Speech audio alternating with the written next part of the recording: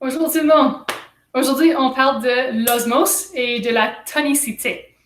Vous avez déjà vu que l'osmose, c'est le mouvement de l'eau à travers une membrane, hein, et que c'est une forme de transport passif. Ça veut dire que ça n'utilise pas d'énergie du part de la cellule, hein, et ça va avec un gradient de concentration. Et avec l'eau, hein, ça va toujours aller vers une solution qui est hypertonique. Alors, une solution qui a une plus grande concentration de soluté que son environnement. Alors, on va voir aujourd'hui les trois systèmes qu'on peut avoir. Alors, hypertonique, isotonique et hypotonique. Et qu'est-ce qui arrive avec nos cellules dans chacune de ces exemples. Alors, sortez une feuille de papier. J'aimerais que vous dessinez avec moi. Et on va commencer avec 3 béchers. Alors, et on va mettre une solution d'eau dans chaque bécher. Et on va mettre un globule rouge serait, je vais le dessiner un peu plus grand.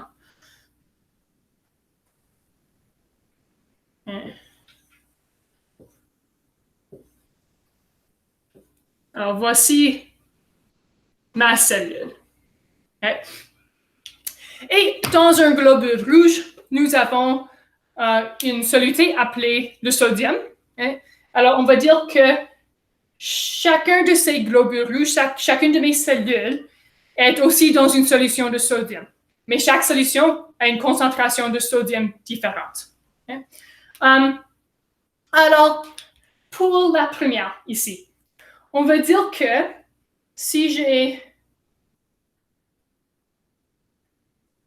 du sodium qui est dans ma cellule, et la concentration, c'est pas trop concentré, et j'ai aussi du sodium dans ma solution, mais dans ma solution, c'est très concentré. Il y a beaucoup de sodium qui est dissous dans l'eau ici.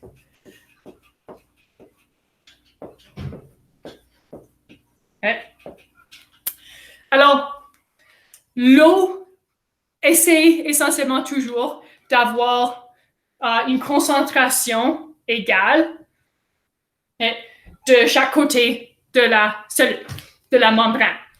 Et dans ce cas, le sodium ne peut pas passer par la membrane. C'est semi-perméable, mais le sodium ne passe pas. Seulement l'eau peut passer par la membrane pour essayer d'équilibrer la concentration à l'intérieur de la cellule et la concentration dans la solution.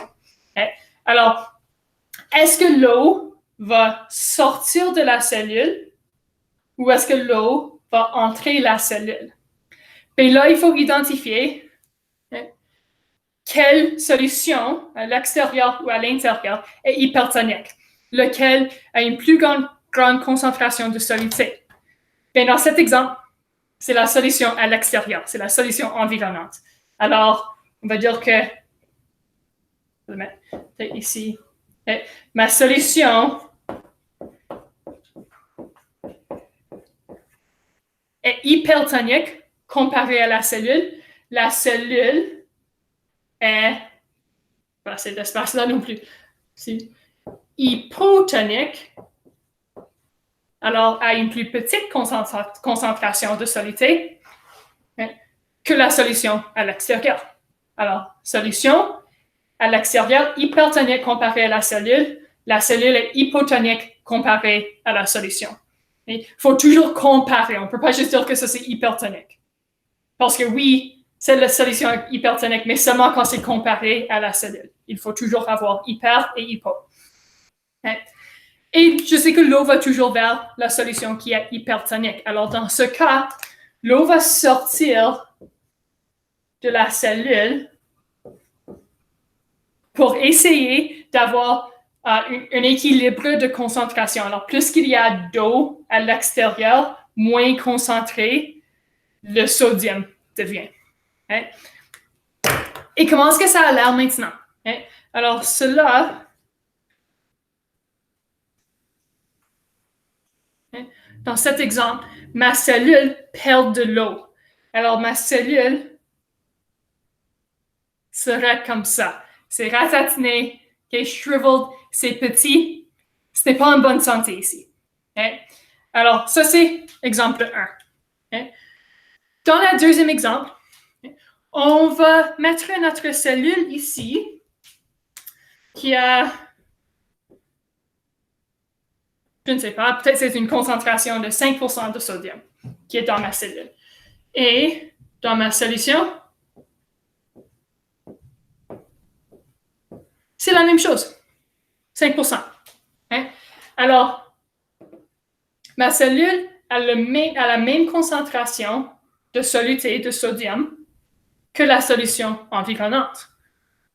Alors, je ne peux pas identifier lequel est hypertonique et lequel est hypotonique parce qu'ils sont pareils. On dit qu'ils sont isotoniques.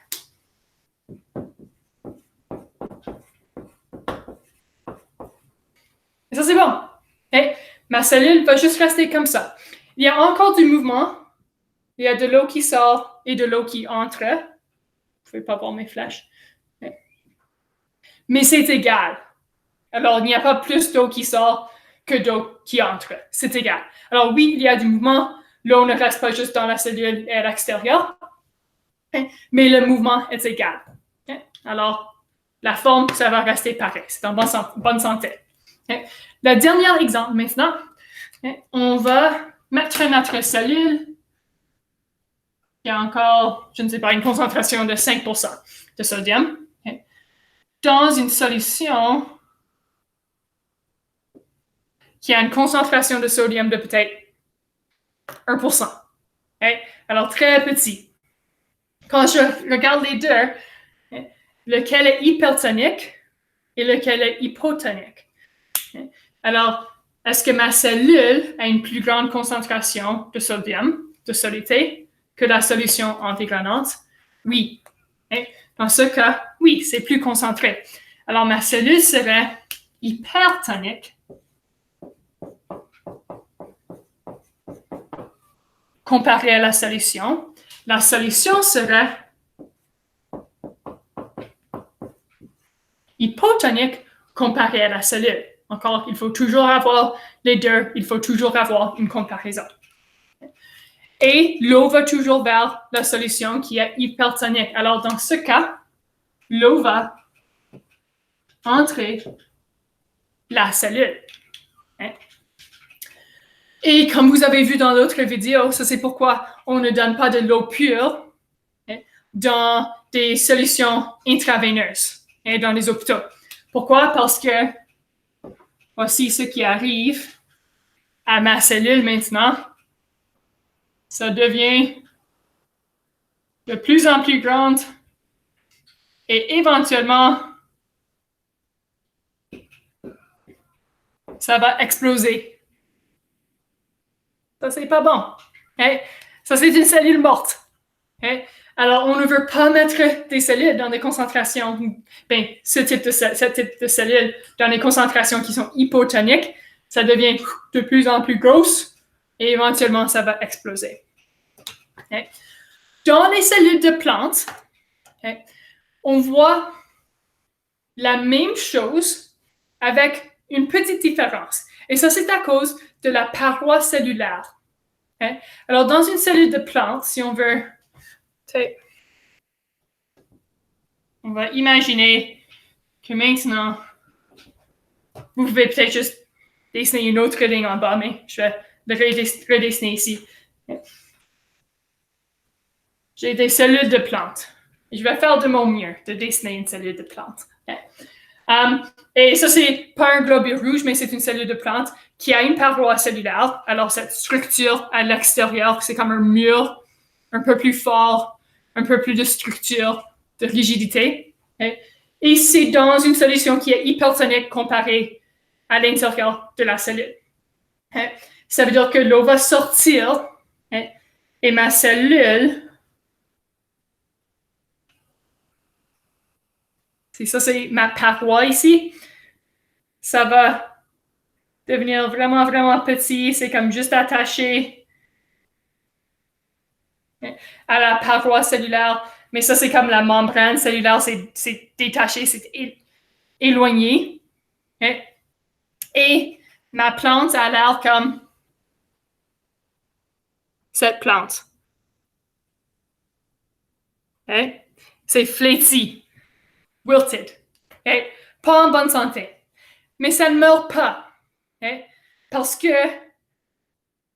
ma cellule végétale avait beaucoup d'eau qui est stockée dans la vacuole, et ça garde de la rigidité, mais ça va commencer à le perdre. Le plus long que ça va sans eau, le plus que c'est comme ça. Et éventuellement, ça va mourir. Dans une solution hypotonique, comparée à une cellule de plante, on va voir que, si ça c'est ma cellule de plante, la paroi, la cellule va stocker beaucoup d'eau dans la vacuole.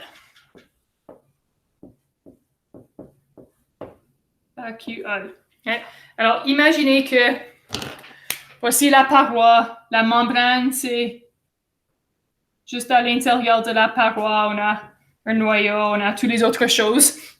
Et on a cette grande vacuole centrale qui garde de l'eau. Ça laisse la plante gagner beaucoup d'eau et devenir turgide. Quand cela arrive, on dit que c'est turgide. C'est comme gonflé. Imaginez comme un ballon qui est gonflé. Et ça, c'est bon parce que ça donne plus d'accès à la lumière à chaque partie de la plante. Toute la plante, le volume, la surface est exposée. Alors, la paroi ici, ça évite que la cellule va juste exploser. Ça garde un peu plus de structure. Et la vacuole aide à donner une place pour toute cette eau. Alors, les plantes, en fait, aiment être dans des solutions qui sont un peu hypotoniques. Ce n'est pas une mauvaise chose. Les cellules humaines, le globule rouge, pas autant. Éventuellement, ça va exploser. Alors, voici les 3 situations qu'on peut voir. Rappelez-vous que si vous voyez quelque chose comme ça et quelque chose qui est devenu plus petit, une cellule qui est devenue plus petite, ça veut dire que c'était dans une solution hypertonique comparée à l'intérieur de la cellule. Ça veut dire que la cellule était hypotonique comparée à la solution. Il y a toujours une comparaison, il y a toujours les 2 choses. Et c'est tout. Au revoir.